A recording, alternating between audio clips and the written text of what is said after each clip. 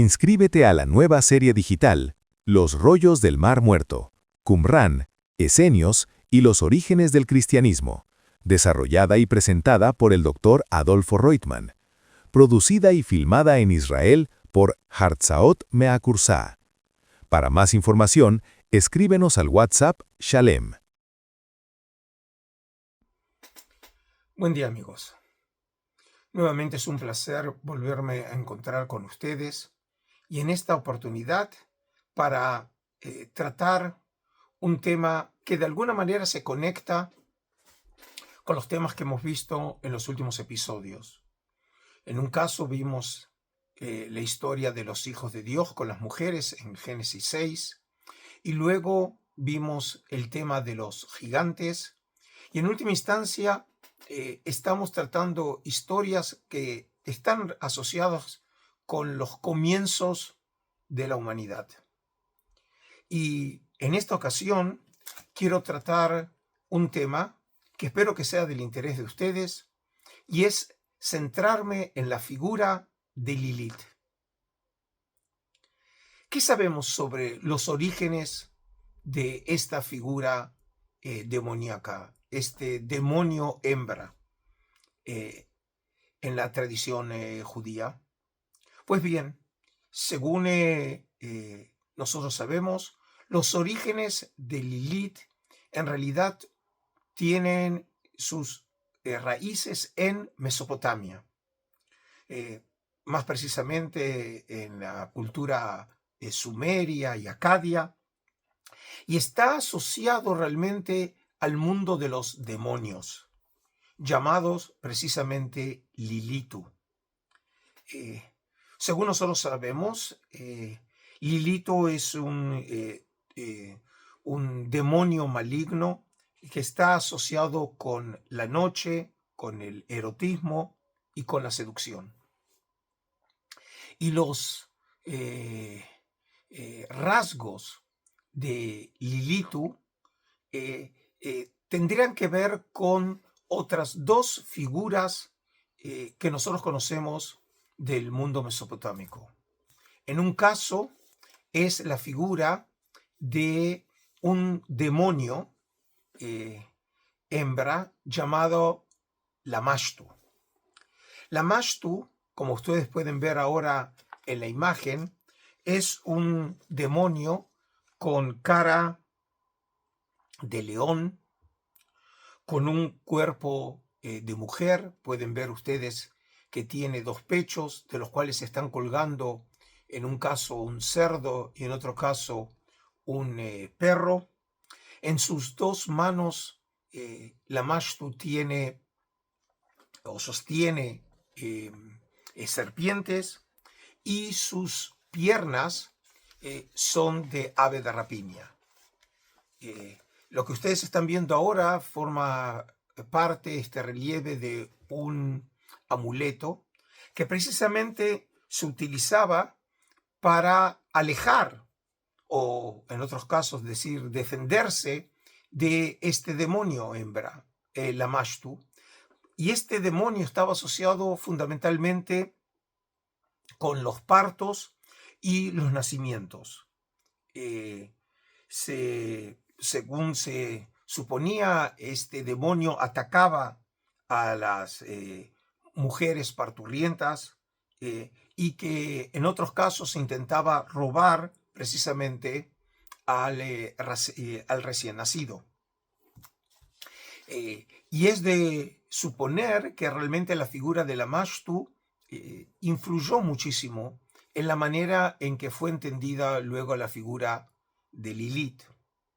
Luego tenemos otra figura, en este caso del panteón mesopotámico, que es la figura de Inanna Ishtar, en este caso una diosa asociada a la seducción.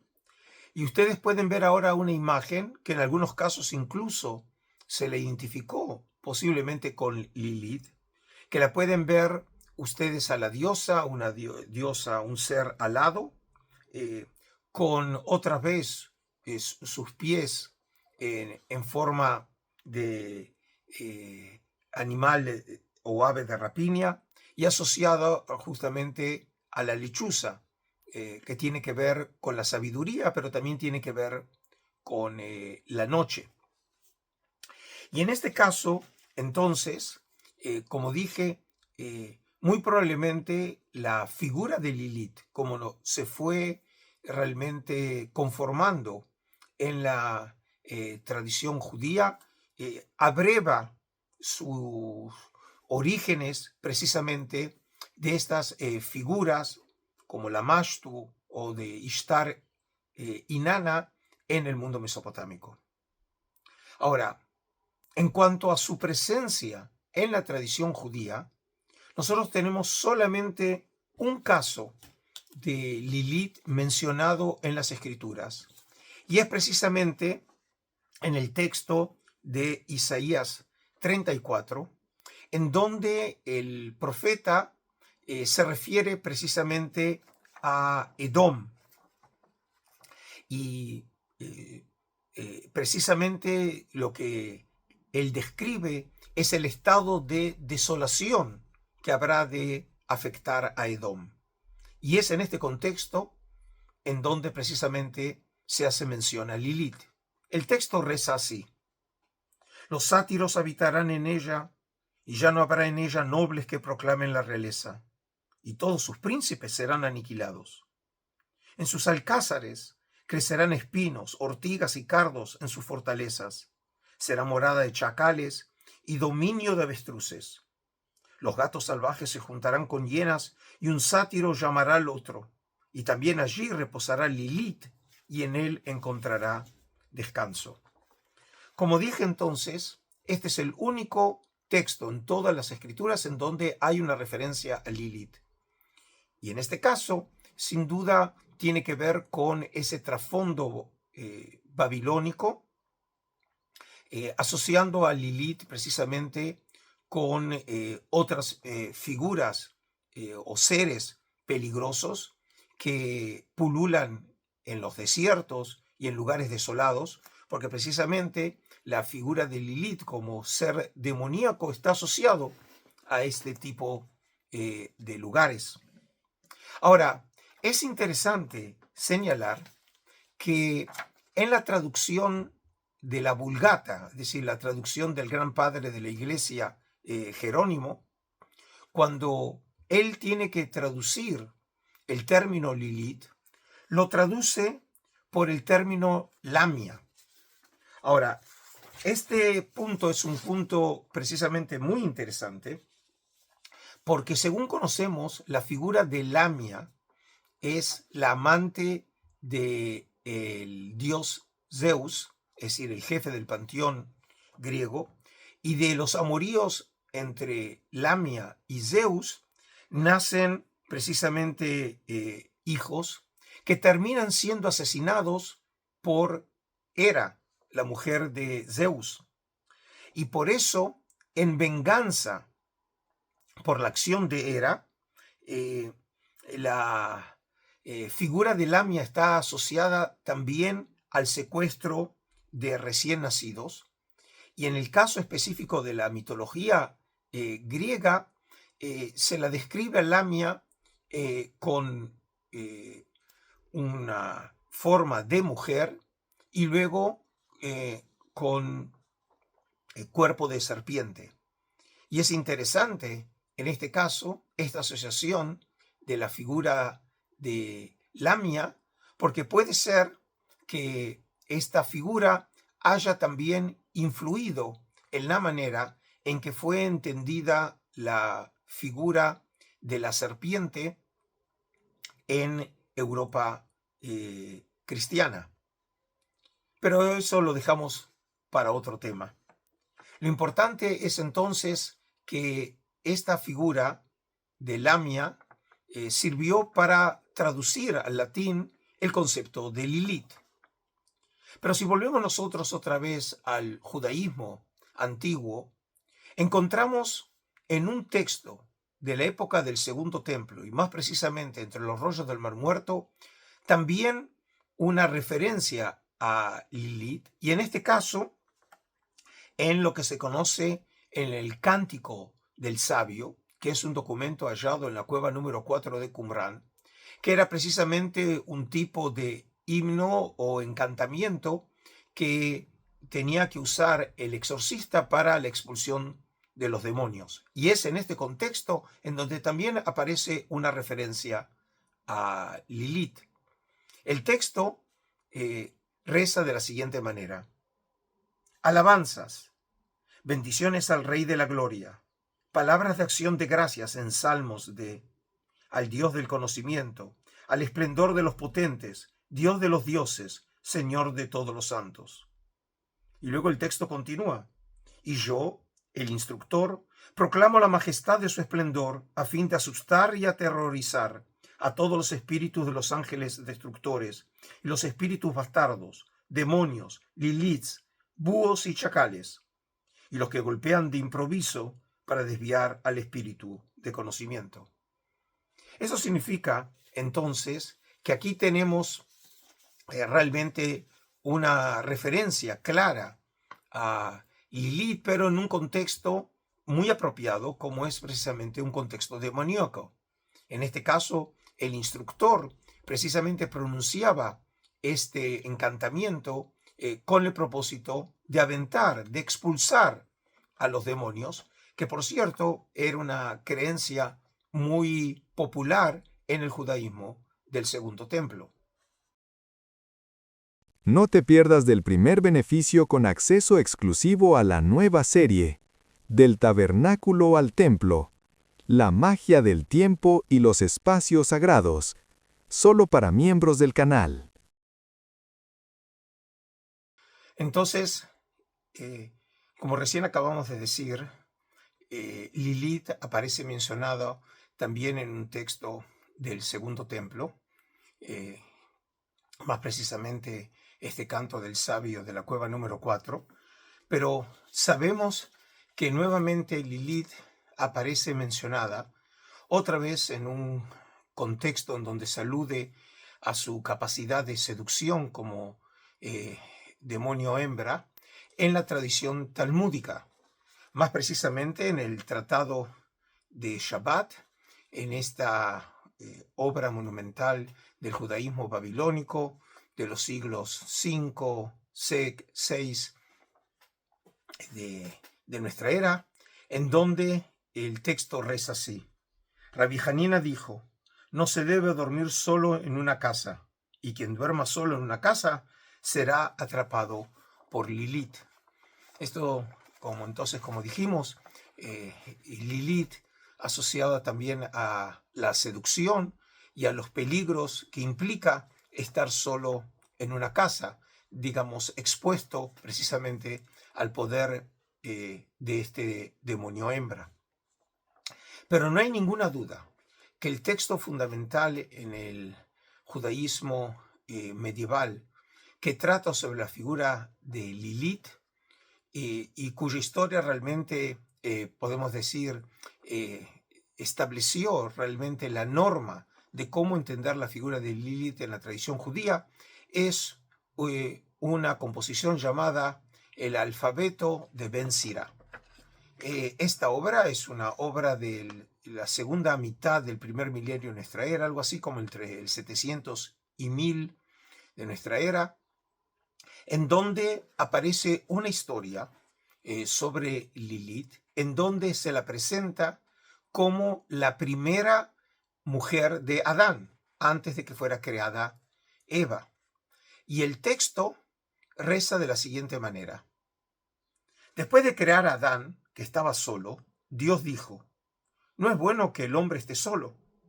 Y entonces creó una mujer para Adán de la tierra, como había creado a Adán mismo, y la llamó Lilith. Adán y Lilith inmediatamente comenzaron a pelear. Ella dijo, no me acostaré debajo. Y él dijo, no me acostaré debajo de ti, sino solo encima. Porque tú solo eres apto para estar en la posición inferior, mientras que yo debo ser el superior. Lilith respondió, somos iguales el uno al otro en la medida en que ambos fuimos creados de la tierra. Pero no quisieron escucharse mutuamente, y al ver esto Lilith pronunció el nombre inefable y se fue volando por los aires. En este pasaje, como vemos, primero se nos cuenta que a diferencia de la versión en el texto bíblico que Eva fue creada a partir de la costilla de Adán, aquí aparece en esta versión que la primera mujer de Adán, Lilith, fue creada justamente igual que Adán. Eso significa que los dos tuvieron un mismo comienzo, los dos fueron creados también a partir de la tierra. Y en este sentido, como vemos, Lilith exige tener también derechos frente a Adán. Es decir, el texto de alguna manera sugiere, aquí podemos decir, una tensión que tiene que ver con el género. Es decir, el hombre, Adán, quiere prevalecer sobre la mujer y precisamente en algo tan íntimo como es la relación sexual, él quiere que ella esté debajo de Adán, obviamente con eso probando la superioridad del hombre sobre la mujer, mientras que ella precisamente quiere lo contrario, ella quiere estar por sobre el hombre. Y entonces eso genera una discusión entre ellos y finalmente el texto nos cuenta que Lilith huye. Y veamos ahora entonces cómo continúa esta historia. Adán se puso en oración ante su creador. Soberano del universo, dijo, la mujer que me diste ha huido. Al instante el santo bendito sea envió a estos 3 ángeles, Senoi, Sansenoi y Semangelov, para traerla de vuelta. Dijo el santo a Adán, si ella acepta volver, lo que se hace es bueno. Si no, deberá permitir que 100 de sus hijos mueran cada día. Los ángeles dejaron a Dios y persiguieron a Lilith, a quien alcanzaron en medio del mar, en las poderosas aguas en las que los egipcios estaban destinados a ahogarse.